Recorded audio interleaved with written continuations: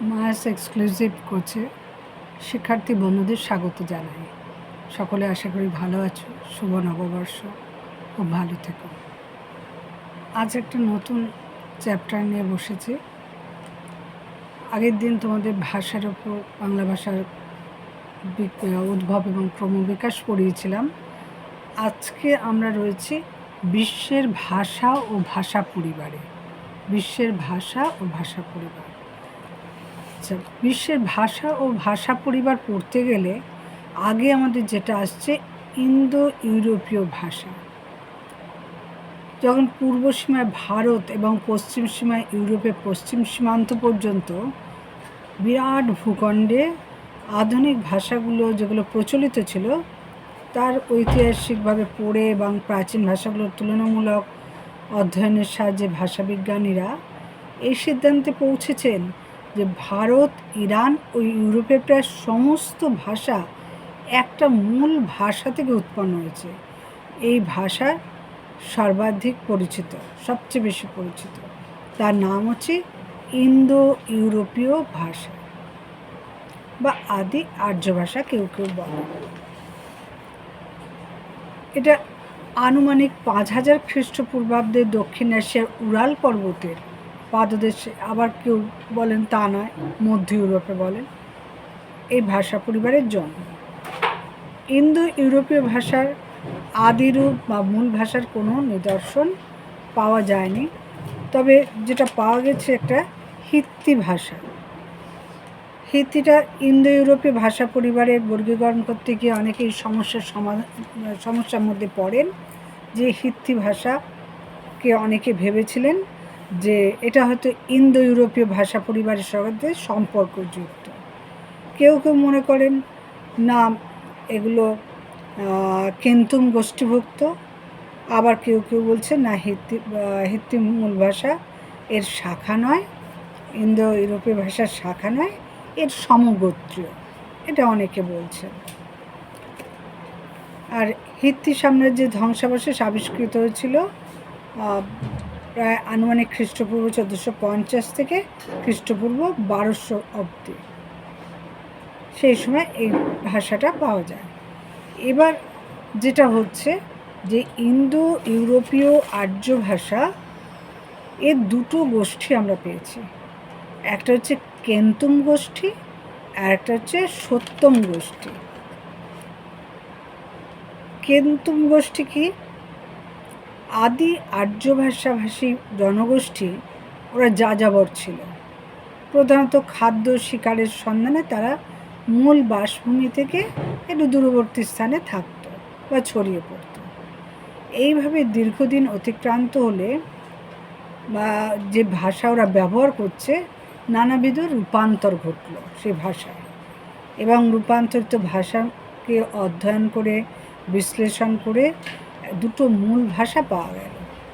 সেটাই একালের ভাষাবিজ্ঞানীরা বলছেন দুটো ভাষাগোষ্ঠীকে বিভক্ত করেছেন তালব্য তথা সম্মুখ কণ্ঠধ্বনি, যেটা ক, এর উচ্চারণভেদের উপর নির্ভর করে। তারা লাতিন ভাষা ও আবেস্তীয় যে ভাষা, তা থেকে দুটো শব্দ গ্রহণ করেছেন, এদের বলেছেন কেন্তুম, এবং বলেছেন সত্যম, এই ভাষাগোষ্ঠী বলেছেন। এবার আমরা আসছি যে কেন্তুম, এই দুটো ভাষাগোষ্ঠী এলো। এবার কেন্তুম ভাষাগোষ্ঠীর মধ্যে 5টি ভাষাগুচ্ছ আমরা পাচ্ছি: গ্রিক, লাতিনের মধ্যে হচ্ছে বা ইতালীয়, ফরাসি, স্পেনীয়, পর্তুগিজ আদি ভাষা এই গুচ্ছের অন্তর্ভুক্ত। 3 হচ্ছে কেল্টিক, যেটা আইরিশ, স্কচ, গলিক, ওয়েলস প্রভৃতি ভাষা। 4 হচ্ছে টিউটনিক বা জার্মানিক, ইংরাজি, ডেনমার্ক, ওলন্দাজ আদি এই গুচ্ছভুক্ত। আর 5 হচ্ছে তুষার বা তোখারীয়। এই হচ্ছে কেন্তুম ভাষাগোষ্ঠী। আর সত্যম ভাষাগোষ্ঠীতে কী কী আছে? আমরা 4টি প্রধান ভাষাগুচ্ছ পাচ্ছি: 1 আলবানীয়, 2 আর্মানীয়, 3 বাল্টোস্লাভ, আর যেটা 4 হচ্ছে ইন্দো ইরানীয়। এই 4টে ভাষা আমরা ওই 7ম গ্রুপের মধ্যে পাচ্ছি। তাহলে ওখানে পেলাম 5টা কেন্তুম ভাষাগোষ্ঠী, 5টা, আর 4টে পেলাম 7ম ভাষাগোষ্ঠী। এইবার এই যে 7ম ভাষাগোষ্ঠী, তার মধ্যে আমাদের প্রধান হচ্ছে ইন্দো ইরানীয়। এর আবার 2টো ভাগ পেয়েছি আমরা, একটা ইরানীয় আর্য উপশাখা আর একটা হচ্ছে ভারতীয় আর্য উপশাখা। এবার ইন্দো ইউরোপীয় ভাষাবংশের ইন্দো ইরানীয় শাখার সংক্ষিপ্ত একটা পরিচয় এখানে রয়েছে।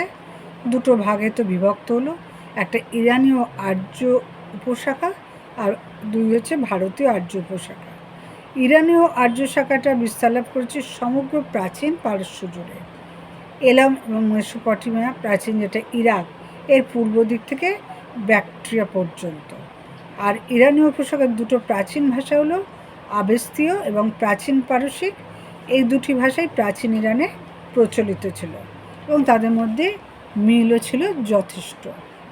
এবার আমরা আসছি সামান্য একটু গ্রিক ভাষায়।